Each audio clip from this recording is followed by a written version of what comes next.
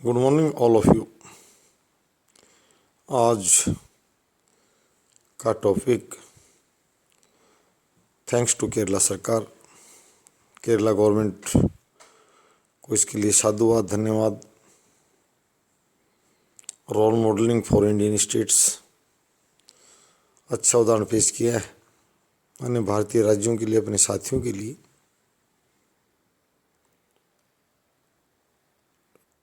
किसी भी बाल श्रमिक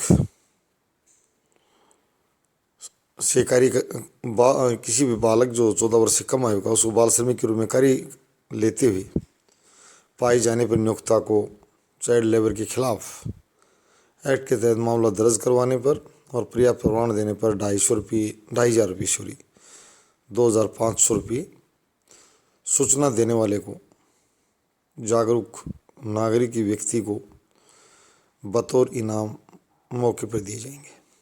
बड़ी अच्छी पहल है अपराध मुक्त राष्ट्र के निर्माण में। बड़े अपराधियों के लिए इस राशि को और भी बढ़ाया जा सकता है और वो राशि भी सक्षम अपराधियों से वसूली जा सकती है।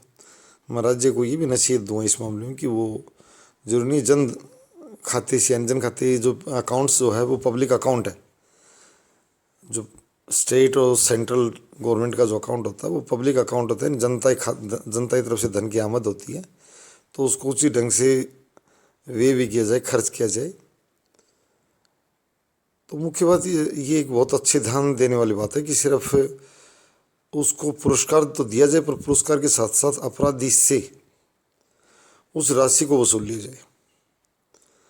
भगोड़े अपराधी जो बड़े हैं, वित्तीय अपराधी, हत्या के मामले में दर्ज अपराधी या अन्य संगीन मामलों में जो दर्ज अपराधी हैं, जो पुलिस प्रयासरत रहने के बावजूद भी उनको गिरफ्तार नहीं कर पाती है, और इस तरह के मामलों कई बार आम व्यक्ति बड़ा सहारा बनकर उभरता है फेरी लगाने वालों तक। एक बार मुझे एक पुलिस निरीक्षक ने बताया था, स्टेशन हाउस ऑफिसर ने, कि एक चोर की सूचना मेरे रिक्शे वाले ने दी कि मालदार चोर था, बड़ी चोरी करने वाला, सक्षम था आर्थिक रूप से, और उसने बताया कि मैं इस चोर को रात को यहाँ 4 बजे छोड़ कर आया था इस गली में, इस व्यक्ति को, और पुलिस ने शक के आधार पर दबिश दी और वो चोर गिरफ्तार हो गया। तो इस मामले में रिक्शा चालक को वास्तव में पुरस्कृत किया जाना चाहिए और इस बात को राष्ट्रीय स्तर पर फैला जाए।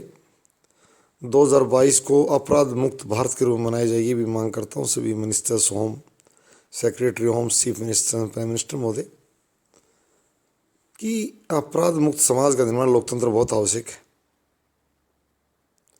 डेमोक्रेटिक डेवलपमेंट के लिए जरूरी है कि क्राइम रेट 0 हो, और इसके लिए एक मैनेजमेंट शुरू हो चुका है। इसलिए मैं एक मैनेजमेंट, मैंने पहले भी ये बात साझा की थी कि 0 क्राइम रेट कैसे आए। अच्छी बात है, ये जो पहल केरला गवर्नमेंट ने की है काफ़ी हद तक कारगर सिद्ध होगी। काफ़ी हद तक कुछ खामियां हो सकती हैं, मैं ये नहीं कह रहा हूँ, परंतु कहते हैं कि 90% या 90% लाभप्रद और 10% कहीं यदि ड्रॉबैक्स भी इस पॉलिसी तक आते हैं, तो हमें 90 तरफ जाना है। और 2022 को मैं अभी से ये सभी को नववर्ष की हार्दिक शुभकामनाएं देना, happy new years to all. Policy framing वालों को बता रहा हूँ कि अपराध मुक्त भारत का नारा सबसे पहले दें और उस दिशा में काम भी करें।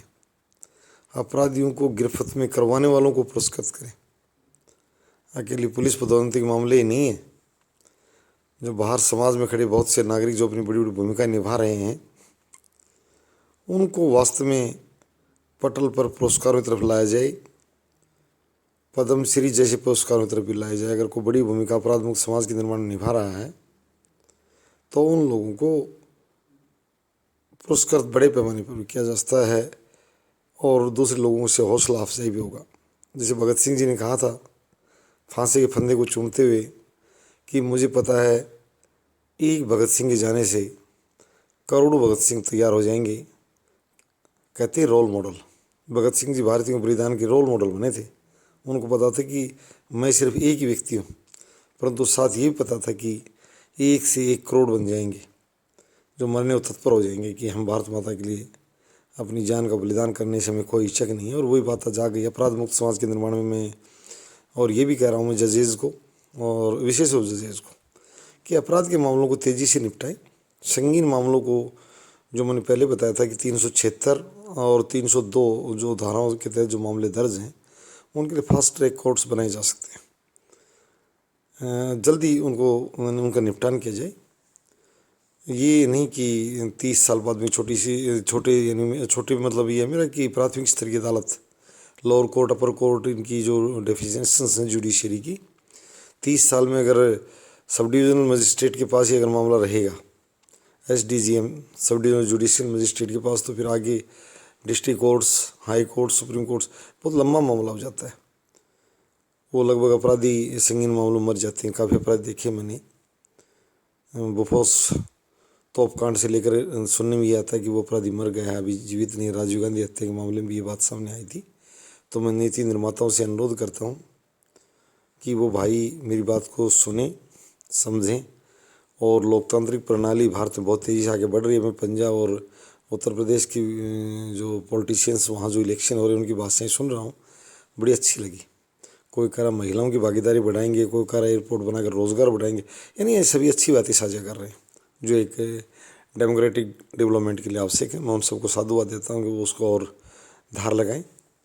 इस लोकतंत्र, इस डेमोक्रेटिक सेटअप को मजबूत करने के लिए, डेमोक्रेटिक सिस्टम को मजबूत करने के लिए। थैंक्स।